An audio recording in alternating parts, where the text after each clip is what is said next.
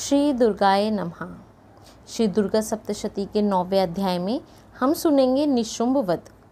तो चलिए अध्याय शुरू करने से पहले हम देवी का ध्यान करते हैं।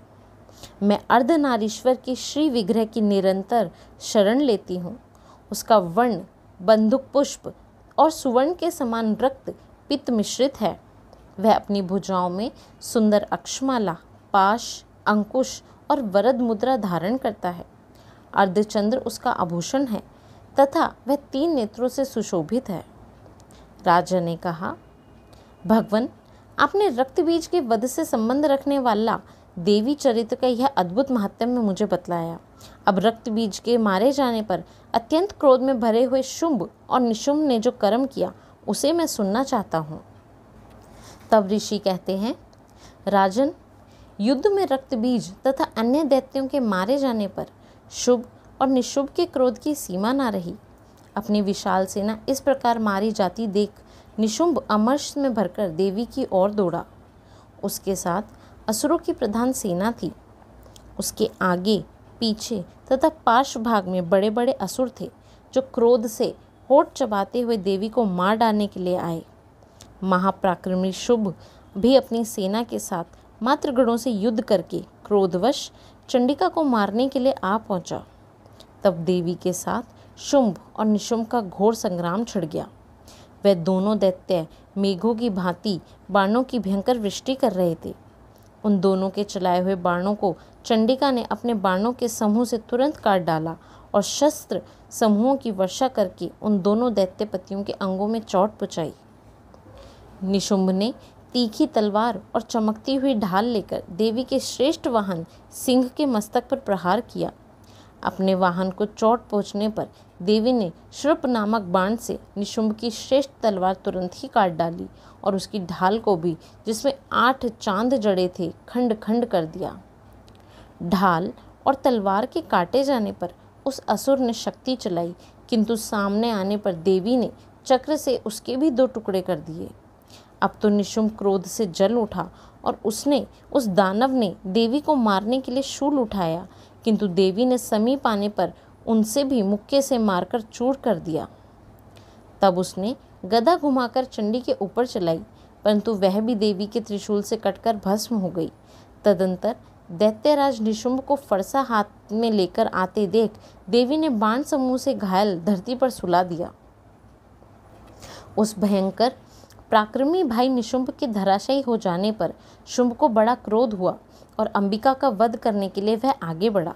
रथ पर बैठे बैठे ही उत्तम आयुधों से सुशोभित अपनी बड़ी बड़ी 8 अनुपम भुजाओं से समूचे आकाश को ढककर वह अद्भुत शोभा पाने लगा।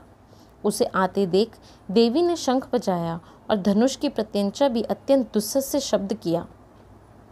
साथ ही अपने घंटे के शब्द से, जो समस्त दैत्य सैनिकों का तेज नष्ट करने वाला था, संपूर्ण दिशाओं को व्याप्त कर दिया।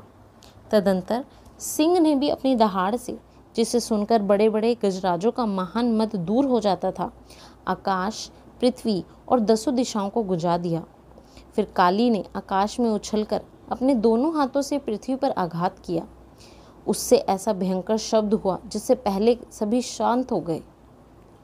तत्पश्चात शिवदूती ने दैत्यों के लिए अमंगलजनक अट्टहास किया। इन शब्दों को सुनकर समस्त असुर थर्रा उठे, किंतु शुभ को बड़ा क्रोध हुआ। उस समय देवी ने जब शुभ को लक्ष्य करके कहा, ओ दुरात्मा, खड़ा रह, खड़ा रह, तब आकाश में खड़े हुए देवता बोल उठे, जय हो, जय हो। शुभ ने वहां आकर ज्वाला से युक्त अत्यंत भयानक शक्ति चलाई।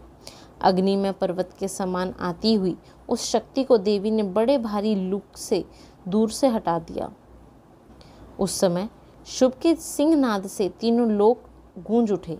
राजन, उसकी प्रतिध्वनि से वज्रपात के समान भयानक शब्द हुआ, जिसने अन्य सब शब्दों को जीत लिया। शुभ के चलाए हुए बाणों की देवी ने और देवी के चलाए हुए बाणों के शुभ ने अपने भयंकर बाणों द्वारा सैकड़ों और हजारों टुकड़े कर दिए। तब क्रोध में भरी हुई चंडिका ने शुंभ को शूले से मारा। उस आघात से मूर्छित हो वह पृथ्वी पर गिर पड़ा। इतने में ही निशुंभ को चेतना हुई और उसने धनुष हाथ में लेकर बाणों द्वारा देवी, काली तथा सिंह को घायल कर डाला। फिर उस दैत्यराज ने 10,000 बाहें बनाकर चक्रों के प्रहार से चंडिका को आच्छादित कर दिया। तब दुर्गम पीड़ा का नाश करने वाली भगवती दुर्गा ने कुपित होकर अपने बाणों से उन चक्रों तथा बाणों को काट गिराया। यह देख निशुंभ दैत्य सेना के साथ चंडिका का वध करने के लिए हाथ में गदा ले बड़े वेग से दौड़ा। उसके आते ही चंडी ने तीखी धार वाली तलवार से उसकी गदा को शीघ्र ही काट डाला। तब उसने शूल हाथ में लिया। देवताओं को पीड़ा देने वाले निशुंभ को शूल हाथ में लिए आता देख चंडिका ने वेग से चलाए हुए अपने शूल से उसकी छाती छेद डाली। शूल से विदीर्ण हो जाने पर उसकी छाती से एक दूसरा महाबली तथा महाप्रक्रमी पुरुष खड़ी रह कहता हुआ निकला। उसे निकलते हुए पुरुष की बात सुनकर देवी ठठाका लगाकर हंस पड़ी और खड़गे से उसका मस्तक काट डाला। फिर तो वह पृथ्वी पर गिर पड़ा। तदंतर सिंह अपनी दाढ़ों से असुरों की गर्दन कुचलकर खाने लगा। यह बड़ा भयंकर दृश्य था।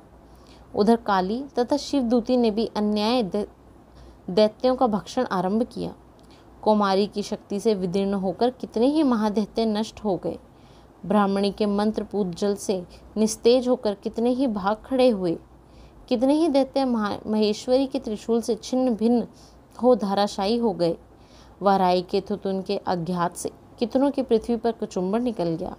वैष्णवी ने भी अपने चक्र से दानवों के टुकड़े टुकड़े कर डाले। इंद्री के हाथ से छूटे वज्र भी कितने ही प्राणों से हाथ डूब बैठे। कुछ असुर नष्ट हो गए, कुछ उस महायुद्ध से भाग गए तथा कितने ही काली, शिवदूती व सिंह के ग्रास बन गए। इस प्रकार श्री मार्कंडेय पुराण में सावर्णिक मनवंतर की कथा के अंतर्गत देवी महात्म्य में निशुंभ वध नामक 9वां अध्याय यहाँ पूरा होता है। श्री दुर्गाय नमः।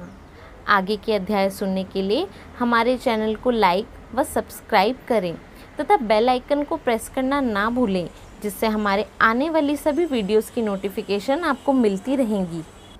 अगर आपको यह वीडियो पसंद आई हो तो इस वीडियो को अपने प्रियजनों के साथ शेयर करें, ताकि माँ दुर्गा की आप पर हमेशा कृपा बनी रहे। तब तक के लिए धन्यवाद।